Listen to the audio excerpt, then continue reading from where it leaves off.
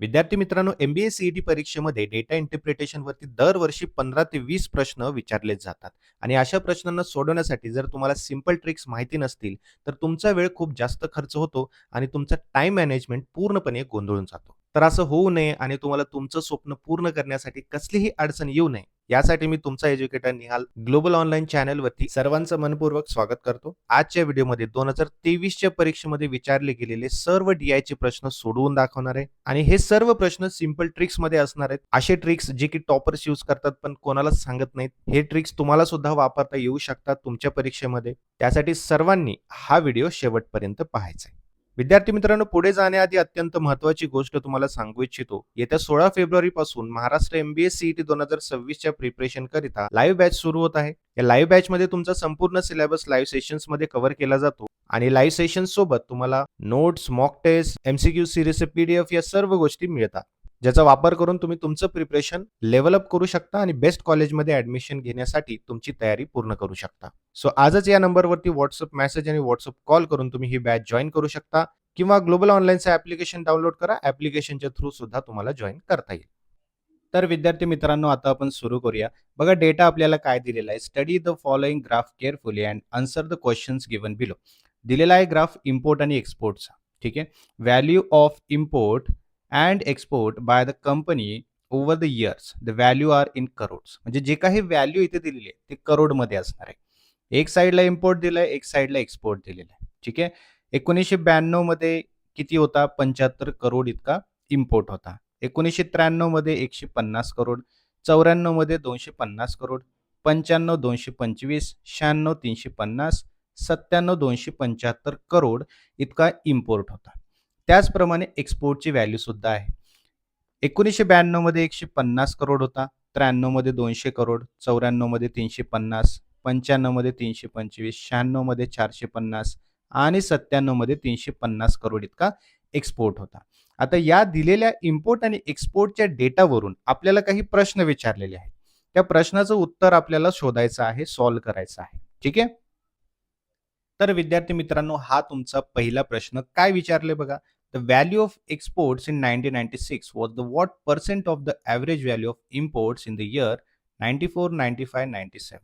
म्हणजे 1996चा जो एक्सपोर्ट आहे, म्हणजे या ठिकाणी 450 करोड है ना, तो 1994, 95, 97च्या इम्पोर्टशी किती पर्सेंट आहे. म्हणजेच 94, 95 आणि 97 यांचा 250, 225 आणि 275 है ना, याच्या ॲव्हरेजशी किती पर्सेंट आहे.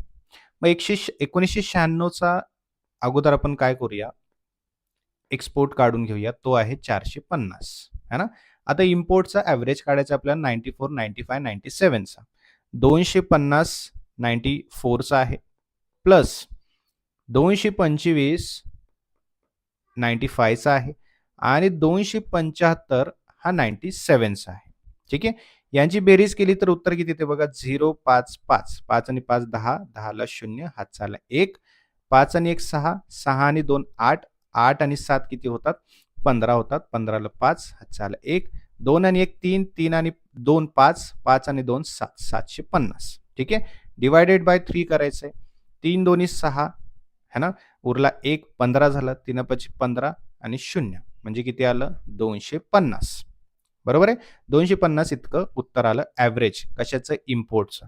आता 450 आणि 250 हे आपल्याला भेटलेलं आहे. म्हणजे आपल्याला काय काढायचं आहे? पर्सेंटेज काढायचं, राईट. मग 450 है ना, डिवायडेड बाय 250 पर्सेंटेज काढायचं आहे, त्यामुळे इंटू 100 करावं लागेल, राईट. मग याचा अर्थ काय? सॉल्व्ह केलं तर 45,000 असं उत्तर येतं. 250 बरोबर आहे इंटू इंटू नाही येणार आता है ना. आता हे गेलं, हे गेलं. 25 1 25 उरले 20, 25 8 200 आणि उरलेला 0. 180% हे उत्तर आलेलं आहे. 180% ऑप्शनमध्ये आहे का बघा. ऑप्शनमध्ये 180% नाही. त्यामुळे option E, none of these याचं राईट आन्सर येणार आहे. आता पुढचा प्रश्न बघा. पुढचा पण अत्यंत सोपा आहे. The value of exports in 1994 was exactly what percent of the value of imports in the same year. 1994चा जो एक्सपोर्ट आहे है ना, म्हणजे 350 करोड, तोच किती पर्सेंट आहे 1994च्या इम्पोर्टमध्ये, म्हणजे इम्पोर्टसोबत 250 करोडसोबत. मग काय करायचं आपल्याला, दोन्हीची व्हॅल्यू घ्यायची. एक तर आहे 350 है ना, दुसरा आहे 250 इंटू 100 करायचं आहे, आपल्याला आन्सर मिळून जाईल. तर याचा आन्सर काय येतं, याचा आन्सर येतं 140. 140 ऑप्शनमध्ये आहे का, नाही, त्यामुळे याचं पण आन्सर असणार आहे option E, none of these. ठीक आहे. बघा, असे प्रश्न सॉल्व जर तुम्हाला करायचं असेल तर सोपी पद्धत मी तुम्हाला सांगून देतो. बघा काय करायचं आहे की 350 इंटू 100 करून घ्यायचं, किती होतं, 35,000 होऊन जातं है ना. 35,000 भागिले 250 करायचं, हा 0 गेला, हा 0 गेला. 3,500 डिवायडेड बाय 25 करायचं. ठीक आहे. आता 25 एक 25 करायचे, उरले 10 है ना, झाले किती, 100. 25 चौक 100, उरलेला 0, किती येतं, 140. आलं लक्षात. असं सॉल्व करायचं आहे सोप्या पद्धतीमध्ये. बाकीच्या प्रश्नांसाठी सुद्धा असंच सॉल्व करायचं आहे. आता पुढचा जो प्रश्न आहे तो अत्यंत जास्त कॅल्क्युलेशनचा आहे. जास्त म्हणजे सोपंच आहे, बट थोडंसं एक्स्ट्रा कॅल्क्युलेशन करायचं आहे. प्रश्न काय म्हणतोय तो अगोदर आपण बघूया. What was the approximate difference between the value of average exports and the value of average import of the given years. म्हणजे हे सर्व 92, 93, 94, 95, 96, 97 इम्पोर्टचे आणि एक्सपोर्टचे सुद्धा दोन्हीचे पण आपल्याला ॲव्हरेज काढावं लागेल.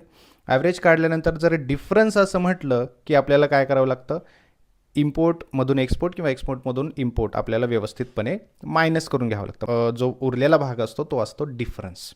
ठीक आहे. आता एक एक काढून घेऊया आपण. ठीक आहे. इम्पोर्ट अगोदर काढून घेऊया का. बघा 75, जसं मला उभ्या पद्धतीने सोपं जातं तर उभ्या पद्धतीने आपण एकदा सॉल्व करूया. तुम्हाला आडव्या पद्धतीने सोपं जात असेल तर आडव्या पद्धतीने तुम्ही कॅल्क्युलेशन करू शकता. 75 आहे, 150 आहे, त्यानंतर 250 आहे, त्यानंतर आहे 225, त्यानंतर आहे 350, त्यानंतर आहे 275. आता काय करायचं, याची बेरीज करायची आपल्याला. ठीक आहे. 5 आणि 5 10, 10 आणि 5 15ला 5, हातचा आला 1. ठीक आहे. 7 आणि 1 8, 8 आणि 5 13, 13 आणि 5 18, 18 आणि 2 20, 20 आणि 5 25, 25 आणि 7 32, 32ला 2, हातचे आले 3, 3 आणि 1 4, 6, 6 आणि 2 8, 8 आणि 3 11, 11 आणि 3 13, 1325. आपल्याला काय काढायचं, ॲव्हरेज काढायचं. मग 1325 डिवायडेड बाय 1 2 3 4 5 6, 6. आलं लक्षात. 1325 डिवायडेड बाय 6 केलं तर उत्तर येतं 220.83. हे काय झालं तुमचं, हे झालं तुमचं इम्पोर्ट. ठीक आहे. आता इम्पोर्ट व्यवस्थितपणे मी लिहून ठेवतो म्हणजे तुमच्या लक्षात राहील. इम्पोर्ट किती आहे, 220.83. ठीक आहे. इम्पोर्ट किती आहे, 220.83. आलं लक्षात. आता एक्सपोर्टचं सुद्धा तसंच करायचं आपल्याला. कसं आहे, 150, 200, 350, 325, 450 आणि 350. सिमिलर पद्धतीने तुम्हाला ते कॅल्क्युलेशन करून घ्यायचं. मी त्याचं कॅल्क्युलेट केलेलं आहे. 1825 त्याचं टोटल येतं, डिवायडेड बाय 6 केलं की उत्तर येतं 304.16. आलं लक्षात. मग 304.16 मायनस इम्पोर्ट 220.83 असं केलं तर उत्तर येतं आपल्याला 83.33. आलं लक्षात. 83.33 म्हणजे जवळपास आपण राऊंड फिगर काढायचं म्हटलं तर ऑप्शन ए इथे राईट आन्सर येतो है ना. ऑप्शन ए इथे राईट आन्सर येतो. काय, 85 करोड म्हणजे जवळपासचं आपल्याला घ्यावं लागतं. जसं मी तुम्हाला लास्ट सेशनमध्ये पण सांगितलं की राऊंड फिगर करून घ्यायचं. पॉईंटमध्ये आलं की राऊंड फिगर करायचं. 85 करोडच्या आसपास ते आन्सर असणार आहे. ठीक आहे. हे झालं तुमचं डिफरन्स म्हटलं की ॲव्हरेज काढायचं आणि मायनस करून घ्यायचं. पुढचा प्रश्न काय विचारला आहे बघा. In which of the following years was the difference between the value of exports and the value of imports exactly ₹100 crores. म्हणजे आता आपल्याला काय करावं लागेल, 1992 आणि 1992 इम्पोर्ट आणि एक्सपोर्ट दोन्ही आहे. एक्सपोर्ट 150 मायनस 75 केलं की जो उर्वरित डिफरन्स आहे तो 1992चा आपल्याला मिळेल. मग असं विचारलं की असं किती इयर्समध्ये 100 करोडच्या जवळपास आलेलं आहे किंवा 100 करोड हा एक्झॅक्टली आलेला आहे. ठीक आहे. आता एक एक वर्षाचं काढून घ्यावं लागेल आपल्याला. 1992चा काढायचं म्हटलं तर येतं पहिलं 150 करोड मायनस 75. उत्तर किती आलं, उत्तर आलं 75. बरोबर आहे. त्यानंतर आहे 1993. 1993चं किती येईल बघा. 1993चं एक्सपोर्ट आहे 200 मायनस इम्पोर्ट आहे 150. याचं किती उत्तर येईल 50 है ना. त्यानंतर आहे 1994. 1994चं करायचं म्हटलं तर 350 एक्सपोर्ट आहे आणि इम्पोर्ट आहे तुमचा 250. उत्तर किती आलं 100. एक भेटलं आपल्याला है ना. त्यानंतर 1995चं. 1995मध्ये एक्सपोर्ट किती आहे 325 आणि इम्पोर्ट किती आहे 225. इथे किती आलं इथे पण 100 आलं. 2 मॅच झाल्या. ठीक आहे. त्यानंतर 1996चं घेऊया आपण. 1996मध्ये बघा किती आहे. एक्सपोर्ट आहे तुमचा 450 आणि इम्पोर्ट आहे तुमचा 350. म्हणजे 450 मायनस 350. उत्तर किती आलं परत एकदा 100 है ना. आणि लास्ट आहे 1997. याच्यामध्ये एक्सपोर्ट आहे 350, इम्पोर्ट आहे 275. 350 275. उत्तर किती येतं 75. मग आपल्याला 1 2 आणि 3 भेटलेले आहेत है ना. 1 2 आणि 3 भेटलेले आहेत. मग इथे आपल्याला काय प्रश्न विचारला आहे की in which of the following years was the difference between the value of export and the value of import exactly ₹100 crore. मग 1994 95 आणि 96 आलेलं आहे है ना. 94 95 आणि 96 इथे उत्तर आलेलं आहे है ना. मग ऑप्शन्स बघा काय काय. 93 96 95 97 है ना. 96 मध्ये पण आलेलं आहे 95 मध्ये पण आलेलं आहे. मग दोन्ही ऑप्शन कसं देणार आपण. तर ऑप्शन ई इथे बरोबर येतं. मोर दॅन 1 इयर म्हणजे 1 वर्षात नाही एकपेक्षा जास्त वर्षामध्ये ते आलेलं आहे. काय आलेलं आहे 100 करोड मॅच झालेलं आहे. आलं लक्षात. सो ऑप्शन ई इथे करेक्ट आन्सर आलेला आहे. पुढचा प्रश्न बघा. What was the percentage increase in the value of export from 1995 to 96. म्हणजे 95 96चा एक्सपोर्ट घ्यायचा आहे. 325 वरून वाढला आहे किती झाला आहे 450 झालेला आहे. मग हा किती पर्सेंट वाढलेला आहे असं विचारलेलं आहे. यासाठी काय करावं लागतं बघा. यामध्ये आपल्याला कंपॅरिझन करावं लागतं पर्सेंटेजमध्ये. आता बेस कुठला झाला आपला बेस झाला 325. मग 450 हा करंट आहे त्यामधून 325 आपल्याला मायनस करावं लागेल आणि डिवायडेड बाय बेस जो आहे. बेस म्हणजे काय बेस इयर 1995चा आउटपुट म्हणजे एक्सपोर्ट 325 करोड तो बेसवरती ठेवावा लागेल आपल्याला आणि पर्सेंटेजमध्ये पाहिजे त्यामुळे इंटू 100 करावं लागेल. आता सॉल्व्ह करून घेऊया आपण. 450 मायनस 325 केलं की उत्तर येतं 125 डिवायडेड बाय 325 इंटू 100 केलं है ना की उत्तर येतं 38.46%. कारण इंटू 100 केलं म्हणजे पर्सेंटेज येणार आहे. सो 38.46% उत्तर आलेलं आहे. तर 150 नाही आहे 100 75 50 यापैकी एकही नाही. त्यामुळे ऑप्शन ई नन ऑफ दिस याचा राईट आन्सर येणार आहे. बघा विद्यार्थी मित्रांनो हा 2023च्या एक्झामिनेशनमध्ये तुम्हाला प्रश्न विचारला होता. DIचा हा प्रश्न आहे. यामध्ये तुम्हाला डेटा दिलेला आहे. काय विचारले बघा. Study the following graph carefully and answer the questions given below. म्हणजे हा जो ग्राफ आहे तो आपल्याला व्यवस्थितपणे वाचायचा आहे आणि त्या ग्राफच्या आधारावरती काही प्रश्न आपल्याला विचारले त्या प्रश्नांचं उत्तर आपल्याला द्यायचं आहे. आधी आपण ग्राफ जो आहे तो व्यवस्थितपणे वाचून घेऊया समजून घेऊया. काय म्हणतोय हा ग्राफ बघा. Production of steel in lakhs tons. आता या ठिकाणी ग्राफमध्ये जे दिलेलं आहे ते कंपनीजचं प्रोडक्शन दिलेलं आहे आणि लाख टन्समध्ये ते दिलेलं आहे. By different companies for the 3 consecutive years 2000 2001 2002. आता बघा विद्यार्थी मित्रांनो ब्ल्यू कलर म्हणजे 2000 आहे. रेड कलर म्हणजे 2001 आहे आणि ग्रीन कलर म्हणजे 2002 आहे. या ठिकाणी तुम्ही बघू शकता ब्ल्यू लाईन जी ए कंपनीची आहे ती 50 वरती आहे. म्हणजे याचा अर्थ 50 लाख टन त्याचा 2000 मध्ये झालेला आहे प्रोडक्शन. रेड जी लाईन आहे ती 60 आहे म्हणजे 60 लाख टन 2001 मध्ये त्याचं प्रोडक्शन झालंय आणि ग्रीन म्हणजे 40 वरती आहे. याचा अर्थ 40 लाख टन हे 2002 मध्ये ए कंपनीचं प्रोडक्शन झालेलं आहे. तसंच B C D E F अशा सर्व कंपनीचा डेटा आपल्याला दिलेला आहे. आता या डेटाच्या आधारावरती आपल्याला प्रश्न विचारलेत त्या प्रश्नांचं उत्तर आपल्याला द्यायचं आहे. तर एक एक प्रश्न आपण व्यवस्थितपणे डिटेलमध्ये सॉल्व्ह करणार आहोत. तर चला सुरू करूया पहिल्या प्रश्नापासून. विद्यार्थी मित्रांनो पहिला प्रश्न आहे तुमचा 2023च्या एक्झामिनेशन मधला डेटा इंटरप्रिटेशन वरती. बघा दिलेल्या डेटानुसार आता आपल्याला प्रश्न विचारलाय. प्रश्न काय विचारलाय की minimum production and maximum production of how many companies is in the ratio of 2:3. म्हणजे 2:3 या रेशिओ मध्ये येणारे अशी किती मिनिमम आणि मॅक्झिमम प्रोडक्शन्स आहेत. ठीक आहे. आता या ठिकाणी बघा 2000, 2001 आणि 2002चा आपल्याला डेटा दिलेला आहे. यामध्ये मिनिमम कोणता आहे आणि मॅक्सिमम कोणता आहे हे बघायचं आहे आणि त्याचा प्रोडक्शन किती आहे हे सुद्धा बघायचं आहे. आता ए मध्ये जर तुम्ही बघाल तर हिरवी लाईन आपल्याला काय दिसते, मिनिमम दिसते, म्हणजे 40 वरती आहे आणि मॅक्सिमम आहे ती 60 वरती आहे. म्हणजे 40 मिनिमम आणि 60 मॅक्सिमम असणार आहे. तसंच बी मध्ये सुद्धा आहे. बी मध्ये तुम्ही बघा मिनिमम 40 आहे आणि मॅक्सिमम 70 आहे. सी मध्ये मिनिमम 30 आहे आणि मॅक्सिमम 40 आहे. डी मध्ये मिनिमम आहे तुमचा 40 आणि मॅक्सिमम आहे तुमचा 80. त्यानंतर ई मध्ये मिनिमम आहे तुमचा 50 आणि मॅक्सिमम आहे तुमचा 90 आणि लास्टली एफ जो आहे तुमचा त्यामध्ये मिनिमम आहे तुमचा 30 आणि मॅक्सिमम तुमचा 40 ते 50च्या मध्ये आहे, म्हणजे 45 असणार आहे. आता या आधारावरती आपल्याला काय करावं लागेल, यावरती आपल्याला रेशो काढून घ्यावे लागते. आता पहिला जो आहे तुमचा मिनिमम आहे ए मधला 40 आणि मॅक्सिमम आहे तुमचा 60, म्हणजे 40:60 याचं काय येईल रेशो 2:3, बरोबर आहे. त्यानंतर आहे तुमचा बी मध्ये मिनिमम आहे तुमचा 40 आणि मॅक्सिमम आहे तुमचा 70, याचा रेशो येईल 4:7, जो की 2:3शी मॅच होत नाही. सी आहे तुमचा 30 मिनिमम आणि मॅक्सिमम आहे तुमचा 40, म्हणजे 3:4.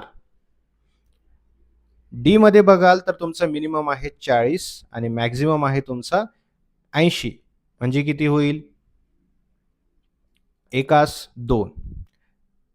ई आहे तुमचा मिनिमम 50, मॅक्सिमम आहे तुमचा 90, याचा रेशो काय येईल 5:9 येणार आहे. आणि शेवटी आहे तुमचा एफ. एफ मध्ये तुमचा आहे मिनिमम 30 आणि मॅक्सिमम आहे तुमचा 45.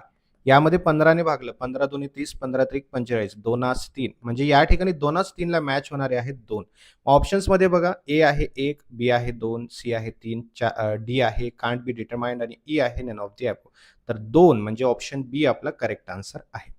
पुढील प्रश्न बघा काय म्हणतो विद्यार्थी मित्रांनो, what is the difference of average production in 2001 and 2002 in lakhs tons. ठीक आहे.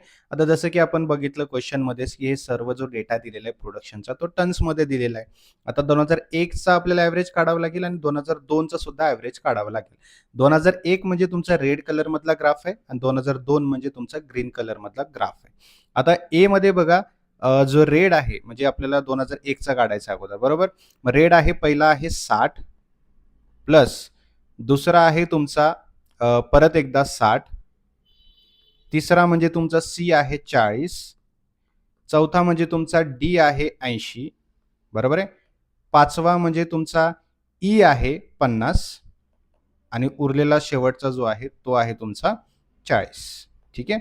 आता यांची बेरीज करायची आहे 60 प्लस 60 प्लस 40 80 50 40 परत एकदा. ठीक आहे. या सर्वांची जर बेरीज केली तुम्ही तर येतं उत्तर 330, राईट. हे टोटल किती आहेत 1 2 3 4 5 6, म्हणजे 330 भागिले किती 6 करावे लागतील. 6 × 30 उरले 3, राईट. परत किती झाले शून्य धरून 30 झाले. परत एकदा 6 × 30 म्हणजे 55 याचा राईट आन्सर येतं. कशाचं 2001चं. हे झालं आपलं ॲव्हरेज 55. आता अशाच प्रमाणे 2002चं सुद्धा आपण काढून घेऊया. ठीक आहे. आता यासाठी आपल्याला जागा नाही तर आपण खोडून घेऊया एकदा. जसं 2001चं काढलेलं आहे तसंच 2002चं सुद्धा आपल्याला काढायचं आहे. आता 2002 म्हणजे काय ग्रीन कलर. ग्रीन कलरमध्ये ए मध्ये आहे 40, ठीक आहे. बी मध्ये आहे तुमचा 70, सी मध्ये आहे तुमचा 35, डी मध्ये आहे तुमचा 70 है ना, ई मध्ये आहे तुमचा 90 आणि एफ मध्ये आहे तुमचा किती 45. याची बेरीज जर केली तर उत्तर येतं 350. 350 भागिले 6 केलं तर उत्तर येतं 58.3, राईट. आता पहिले किती आलं होतं 55. मग 58.3 मायनस 55 जर केलं तुम्ही तर उत्तर किती येतं, उत्तर येतं 3.3. ठीक आहे. मग राईट आन्सर किती असणार आहे 3.3. 3.3 आहे का ऑप्शन मध्ये विद्यार्थी मित्रांनो? येस, ऑप्शन बी 3.3 उत्तर बरोबर आहे. आलं लक्षात. सो ॲव्हरेज प्रोडक्शन म्हटलं, दोन्हीचं जर कम्पेअर करा म्हटलं किंवा दोन्हीमध्ये फरक किती असं डिफरन्स हे लक्षात ठेवा. डिफरन्स असा प्रश्न आला की आपल्याला ॲव्हरेज काढायचं असतं आणि ॲव्हरेज मधून दोघांमधलं मिनिमाइज करायचं असतं, म्हणजे ए मधून बी मायनस करायचं असतं. जो उरलेला भाग असतो तो असतो तुमचा डिफरन्स. जसे की आपल्या 3.3 हा डिफरन्स आपल्या 2001 ते 2002 मध्ये मिळालेला आहे.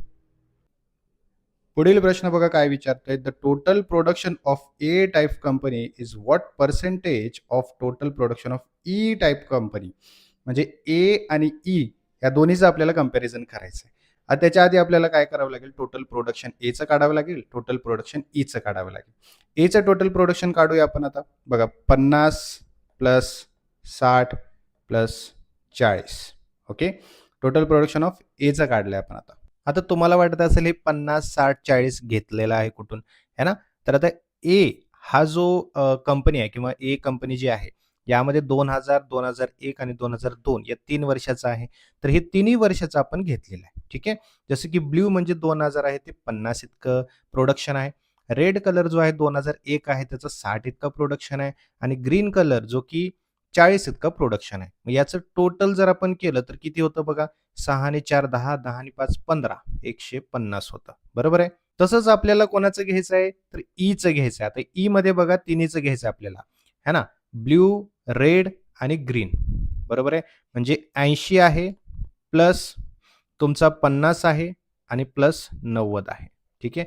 आता याची जर बेरीज केली तर येतं 220. आलं लक्षात?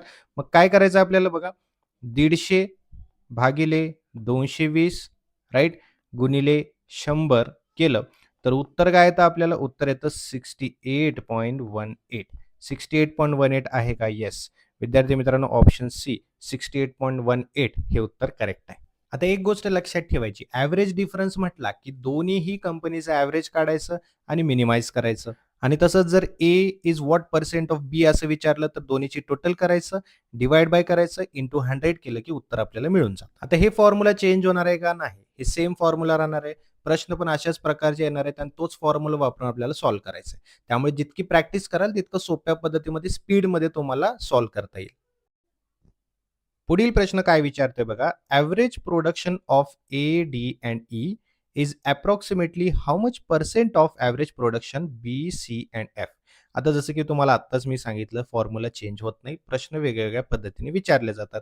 आता ॲव्हरेज कोणाचं काढायचं आहे? एचं, डीचं आणि ईचं आणि त्याला कंपेअर करायचं बीच्या, सीच्या, एफच्या ॲव्हरेज सोबत. ठीक आहे. आता ए, डी आणि ईचं आपल्याला काढायचं आहे. बरोबर आहे. मगाशी आपण कुठल्या गोष्टीचं काढलं होतं? मगाशी आपण एचं काढलं होतं आणि ईचं काढलं होतं. बरोबर आहे. मग डीचं सुद्धा आपण काढून घ्यायचं आहे. आता हे तुम्हाला सॉल्व्ह करायचं आहे ना. ए आणि ईचं आपण कसं काढलं होतं तसंच आपल्याला डीचं काढायचं आहे. मग डीचं किती येतं? डीचं येतं तुमचं 190 है ना.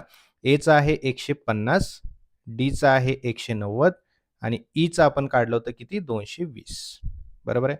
याची टोटल येते किती? याची टोटल येते 560. बघा 560 येते की नाही चेक करा. बरोबर आहे. डिवायडेड बाय 3 केलं की याचा ॲव्हरेज येतो, है ना. डिवायडेड बाय 3 केलं तर याचं उत्तर येणार आहे किती? 186.66 असं उत्तर येतं, है ना. चेक करून बघा. तसंच आपल्याला काय करायचं? बी, सी, एफचं काढायचं. आता बी, सी आणि एफ. बरोबर आहे. बी, सी, एफचं काढलं तर त्याचप्रमाणे काढलं तर ॲव्हरेज किती येतं बघा, 170 प्लस 105 प्लस 115. आलं लक्षात? याची टोटल येते 390. आलं लक्षात? 390 डिवायडेड बाय 3 केलं तर उत्तर येतं 130. आता काय करायचं आपल्याला? 186 बाय 0.66 130 याला कंपेअर करायचं आहे. ठीक आहे. आता याला कंपेअर आपण केलं, इथे करतो उरलेल्या जागेमध्ये, 186.66 डिवायडेड बाय 130 इंटू 100 केलं तर उत्तर पॉईंटमध्ये येतं 143.58 अशा जवळपास उत्तर येतं. म्हणजे याचा अर्थ काय? 144च असणार आहे. मग ऑप्शनमध्ये 144 पण आहे. कोणता आहे? ऑप्शन बी. समजलं?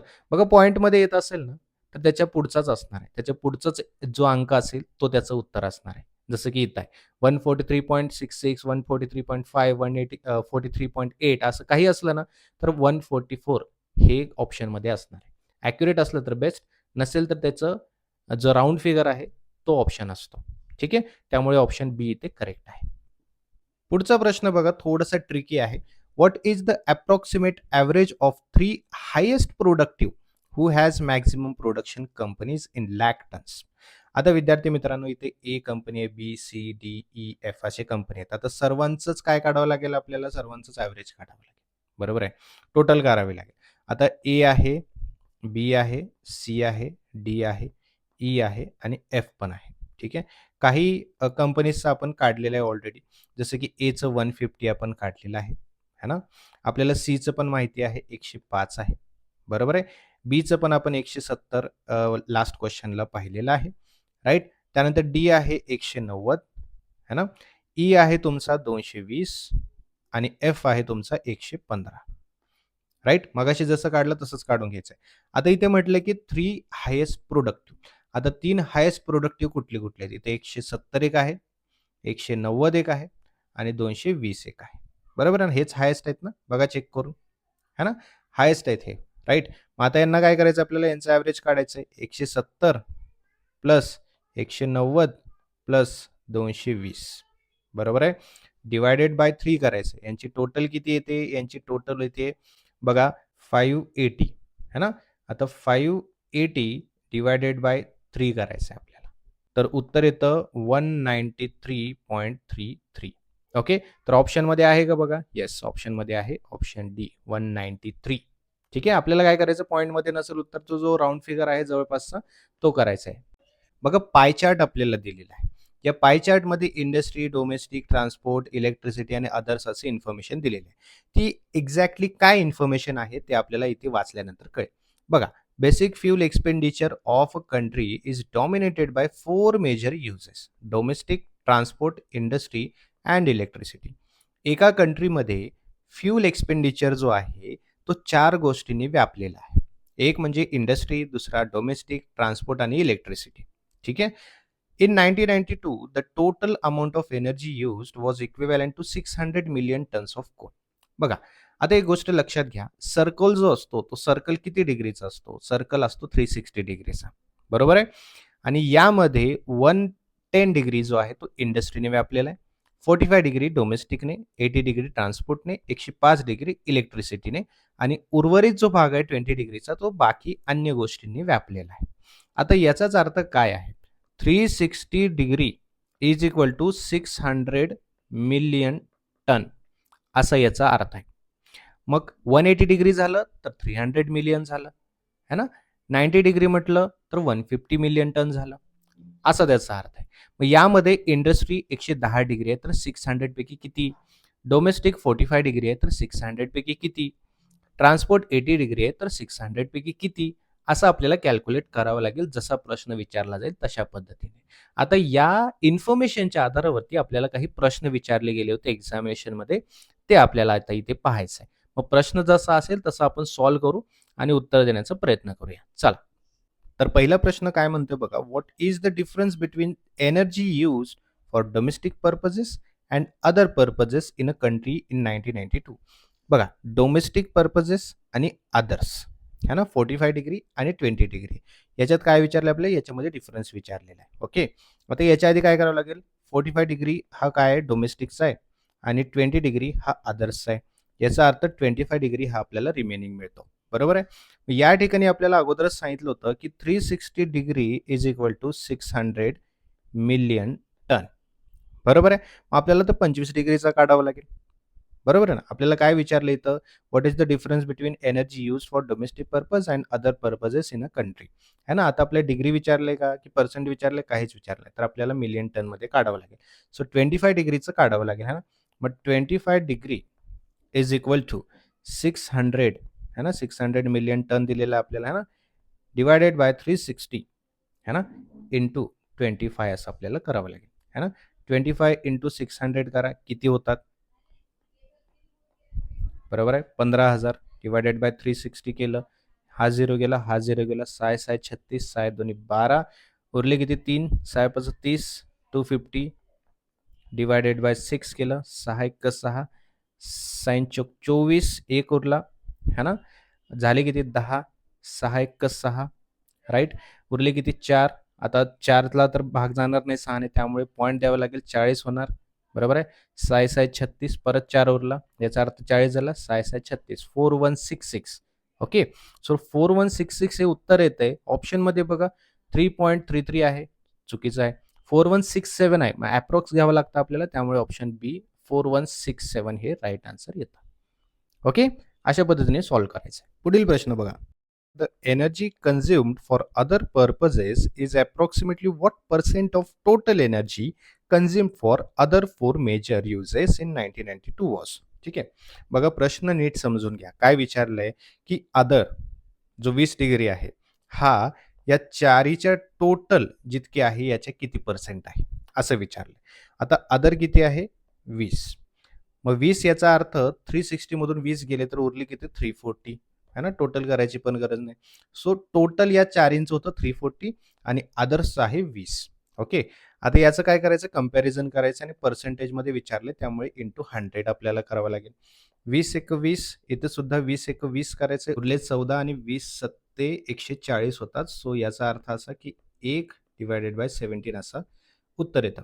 0.5888 इंटू 100 केलं तर उत्तर मिळतं 5.88. सो 5.88 याचा अर्थ काय अप्रॉक्सिमेटली 6% असा त्याचा अर्थ होतो.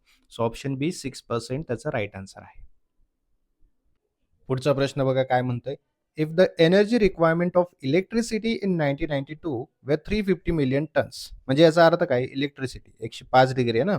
मग 105 degree is equal to 350 million ton असं आहे असं सांगितलेलं आहे प्रश्नामध्ये. ओके.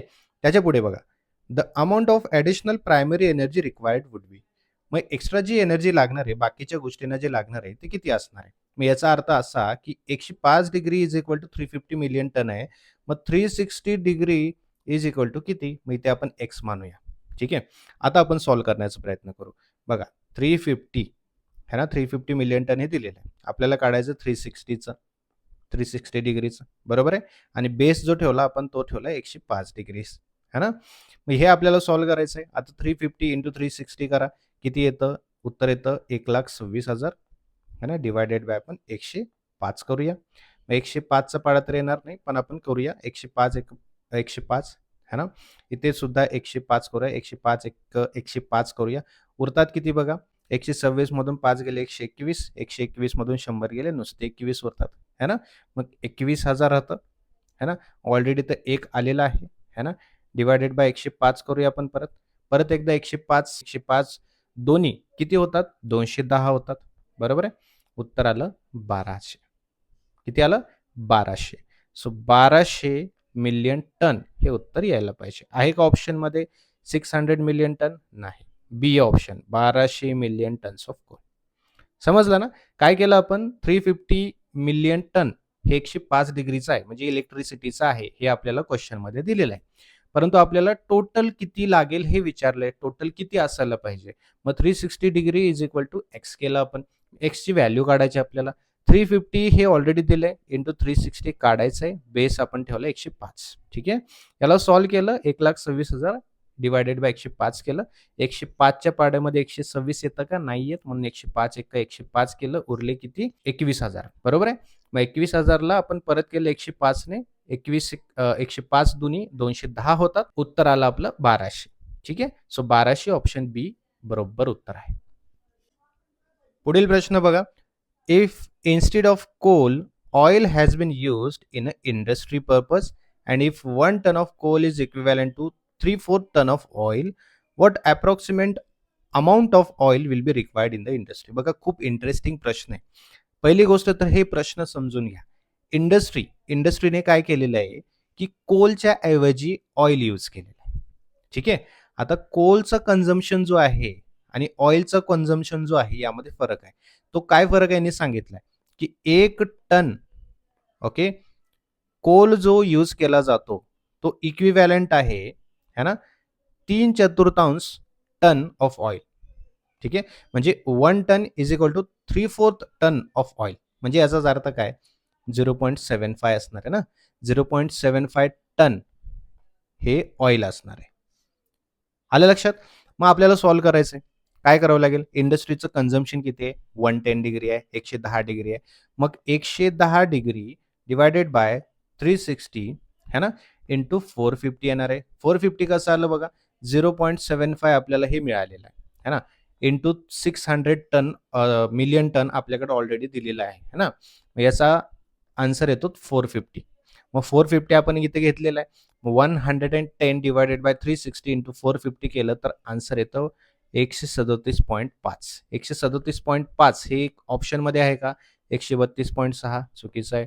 134.6 हे सुद्धा चुकीचं आहे. 126 हे सुद्धा, 122.6 हे सुद्धा चुकीचं आहे. None of this answer correct येणार आहे.